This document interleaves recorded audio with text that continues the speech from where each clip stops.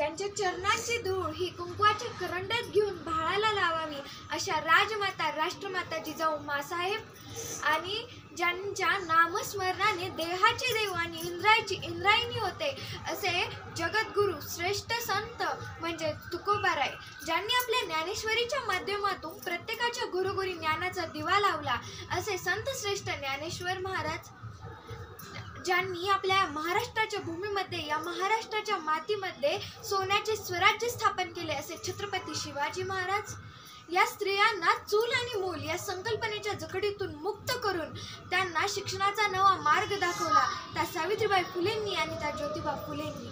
त्यांचे मी खूप मनापासून आभार मानते. मला संविधान लिहिताना कोणताही त्रास भोगावा लागला नाही, कारण माझ्यासमोर छत्रपती शिवाजी राजांनी तयार केलेले हिंदी स्वराज्य आहे असं म्हणणारे डॉक्टर बाबासाहेब आंबेडकर अशा या महामानवांना, महामातांना आणि या महापुरुषास माझे त्रिवार अभिवादन. नमस्कार, मी तोडकर भक्ती सुभाष आज आपल्यासमोर विषय मांडते की मी जिजाऊ बोलते. होय आम्ही आलो तुमच्या आऊसाहेब राजमाता जिजाऊ माँसाहेब. आम्हाला या स्वराज्याची पवित्र माती पुन्हा एकदा आमच्या मस्तकी लावण्याचं सौभाग्य या आई जगदंबेच्या कृपेमुळेच लाभलेलं आहे. पण एक काळ असा होता मावळ्यांनो, ज्यावेळी आपल्या या मराठ्यांच्या सत्तेमध्ये, मराठ्यांच्या मातीमध्ये परकीय सत्ता येऊन येथे थया नाचत होत्या आणि त्यावेळी आपले मराठी सैन्य मोगलांच्या आरमारात खितपत पडले होते. शेतकरी हाडाचं पाणी करून जगत होते आणि अशा परिस्थितीमध्ये आम्ही सिंदखेडच्या म्हाळसा राणी आणि लखुजीरावांच्या घरी जन्माला आलो. त्यावेळी आम्ही जेव्हा जन्माला आलो त्यावेळी प्रत्येकाच्या दारोदारी रांगोळ्या काढण्यात आल्या, प्रत्येकाच्या घरी तोरणे लावण्यात आली, हत्तीवरून साखरही वाटण्यात आली आणि आमचं नाव जिजा ठेवण्यात आलं. जिजा म्हणजे जय आणि विजय. जिजाचा अर्थ होतो जय आणि विजय. आमच्या आजूबाजूला सरदारांची वर्दळ, युद्धांचे डावपेच, रयतेची गाराणी आणि न्यायनिवाडी तर नित्यचेच असे होते आमचे बालपण. आम्ही युद्ध कला सुद्धा पारंगत केली होती. त्याचबरोबर आम्ही 700च्या वर मुलींची एक फौज देखील तयार केली होती. आणि जेव्हा आम्ही सकाळी रपेट करायला जायचो तेव्हा गावाकुसातल्या काही बायका आमचं कौतुक करायच्या, काही नाकही मोडायच्या आणि काही म्हणायच्या कसं होणार या पोरींचं. पण तेव्हा आमच्या मनात एकच निश्चय होता, ते म्हणजे रक्षण करणे. आपल्याला जसं स्वतःचं रक्षण करता आलं पाहिजे तेव्हा तसंच इतरांचंही रक्षण करता आलं पाहिजे असं आम्हाला वाटायचे आणि त्यासाठी आम्ही भरपूर प्रयत्न केले. म्हाळसा राणींच्या इच्छेखातर आम्ही 6 भाषाही शिकल्या. मराठी, उर्दू, संस्कृत, अरबी, फारसी, कन्नड. रामायण महाभारताबरोबरच आम्ही नामदेवांची गाथा, कबीरांचे डोह, पुराण, पायपत हे ग्रंथ वाचले आणि ते समजूनही घेतले. पण त्यावेळी आमच्या मनात एक विचार आला, एक प्रश्न पडला की धर्म म्हणजे काय? धर्म म्हणजे मानव विकास कल्याण की कर्मकांड? आपण हातात तलवार घेऊन परकीयांची चाकरी का करायची? आम्हाला हे मुळीच नको होते. आणि झुंजीत झुंजणारे आपण, मरणारे आपण आणि मारणारेही आपणच असे का? आणि निवडून येतो तो शहा बादशाह. अरे आपण आपल्यासाठी का झुंजायचे नाही? कसलं आलं हे पारतंत्र्यात राहणं, मुरदाट जगणं? हे सगळे विचार आमच्या मनात एक तुफान वादळ तयार करत होते. रयतेला सुद्धा या अन्याय अत्याचाराचा कंटाळा आला होता. हा अन्याय अत्याचार पाहून आमची तळपायाची मस्तकात शिरली होती. आणि त्यावेळी आम्हाला एक प्रश्न पडला, तो आम्ही आमच्या वडिलांना विचारला. हे सगळं कोणी का थांबवत नाही? यावर आपण का एखादा उपाय काढत नाही? आपण आपल्यासाठी का झुंजत नाही? तेव्हा लखुजीरावांनी असं उत्तर दिलं. ते म्हणाले, अगं जिजा, आपल्या मराठ्यांनी या भूमीत उभं राहून या आसमंताकडे पाहून धुकाळ फुंकून दिल्या आहेत. हर हर महादेवाचे गर्जना करीत धार तलवारींना रोवल्या आहेत. यांना ना परकीयांची चीर आहे, ना पारतंत्र्याची चीर आहे. यांना ना स्वातंत्र्याची ओढ आहे. अगं जिजा, यांना एकत्र आणण्यासाठी फक्त एक संघ स्वातंत्र्य विचार हा एकच उपाय कामी येऊ शकतो. मग आम्ही पुन्हा प्रश्न केला की हा एक संघ स्वातंत्र्य विचारासाठी आम्ही काय केलं पाहिजे? एक विचार आणण्यासाठी आम्ही काय केलं पाहिजे? तेव्हा त्यांनी शब्दांची जुळवणी करत आमच्या वडिलांनी असं उत्तर दिलं. ते म्हणाले, अगं जिजा, जिथे रयतेचा छळ होतो तिथे रक्ताचे पाटही होतात. जिथे रयतेचा छळ होतो तिथे रक्ताचे पाटही होतात. आणि जमिनीतून उगवणाऱ्या या सहस्त्र कोंबांना जीवनदान मिळतं ते या स्वातंत्र्यापासून उगवणाऱ्या सूर्याला.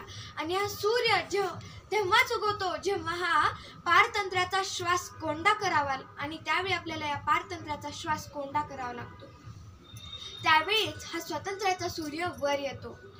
आणि आपण त्यासाठी मनगटात बळ आणून हातात तलवार घेऊन तलवारीचे घाव घातले पाहिजेत आणि मृत शरीराला जागे केले पाहिजे. मृत शरीराला जागे करून त्याच्या हातात मशाली दिल्या पाहिजेत, पेटत्या मशाली दिल्या पाहिजेत. त्यांचा एक एक शब्द मी माझ्या मनात साठवत होते. त्यावेळी माझ्या मनात एक विचार आला की अगं मुथाई, तू किती सोसलीस ग. माझ्या या कापून फेकून दिलेल्या लेकरांचे प्रेत सुद्धा तू वाहून नेलेस. अब्रू लुटून नेलेल्या स्त्रियांचे, माझ्या लेकींचे, सुनांना तू तुझ्या काठावर स्थान दिलंस. पण आत्ता तू विजायचं नाही तर पेटायचं. आणि कसं पेटायचं हे मी तुला सांगेन. आमचा हा विश्वास शहाजी राजांना ठाऊकच होता. काही दिवसांनी शहाजी राजांचा आणि आमचा विवाह झाला. आम्ही आमच्या स्वातंत्र्याची नवी पहाट हेच एक स्वप्न आम्हाला दिसत होतं आमच्यासमोर. आमच्या गर्भामध्ये एक अंकुर वाढत होते. आम्हाला एकूण 6 अपत्ये झाली. त्यापैकी पहिले संभाजीराजे, नंतर 4 आणि शेवटचे शिवाजीराजे. आणि शहाजीराजे हे विजापूरचे सरदार असल्यामुळे तेथे आमचे जाणे-येणे सतत चालू असायचे. आणि बऱ्याच वेळा तेथे नाच गाण्याचा कार्यक्रमही होत होते. आणि अशाच एका कार्यक्रमासाठी संभाजीराजांनी शिवाजीराजांना विचारलं की अहो शिवाजीराजे, बाईचा नाच बघायला येणार का. पण शिवाजीराजे मात्र मातृभक्त.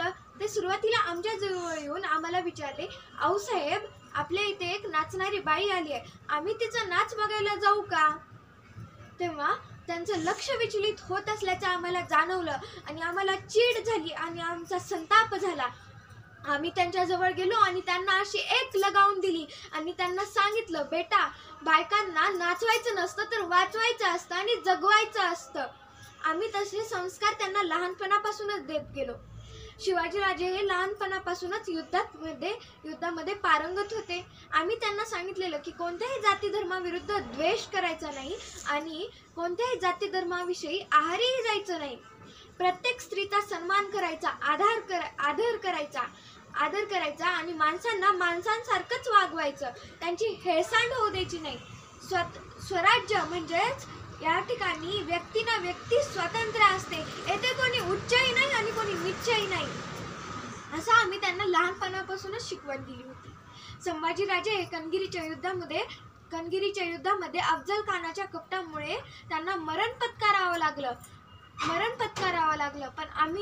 पण अखेरीस शिवरायांनी आपल्या वाघनं खानांच्या पोटात घुसवून त्याची पोतडी बाहेर काढली. त्यावेळी आम्हाला शिवरायांचा खूप असा अभिमान देखील वाटला. त्यानंतर आम्ही काही दिवसातच शिवरायांचा राज्याभिषेक सोहळा खूप मोठ्या आणि फार उत्साहामध्ये साजरा केला. त्यावेळी आमच्या मनाला खूप समाधान वाटले आणि आम्हाला हळूहळू जाणवायले होते की आमचे शरीर हे क्षीण होत चालले आहे. आमचा कार्यकाल हा आता खूप थोड्या दिवसाचा राहिला आहे. आमचे शरीर हे आजारी पडत चालले होते, क्षीणही होत चालले होते. मग त्यावेळी आम्ही या स्वातंत्र्याची सर्व सूत्रे ही शिवाजीराजांच्या हातात सोपवली आणि आम्ही निर्धास्तपणे राहू लागलो. काही दिवसातच आम्ही या स्वराज्याच्या लाडक्या राजाला पाहतच आम्ही आमचे डोळे कायमचे मिटवले. पण आता आम्ही जेव्हा परत आलो तेव्हा आम्ही पाहत आहोत की हे आत्ताचे जे स्वराज्य आहे ते आम्ही आणि शिवबांनी बनवलेले स्वराज्य नाहीये. आम्ही आणि शिवबांनी जे बनवलेले स्वराज्य होते ते हसे नव्हते. त्यावेळी जाती आणि धर्मभेद विरुद्ध कोणताही द्वेष नव्हता. पण आत्ताच्या स्वराज्यामध्ये जाती आणि धर्मभेद विरुद्ध किती द्वेष चालू आहे आणि तो आम्हाला नकोय. आता आम्ही निघणार आहोत, पण जेव्हा आम्ही परत येऊ त्यावेळी आम्हाला जे स्वराज्य पाहायला मिळेल ते आम्ही आणि शिवबांनी बनवलेले स्वराज्य असेल अशी आम्ही अपेक्षा तुमच्याकडून करतो. आता आमची निघण्याची वेळ झाली आहे. जगदंब जगदंब.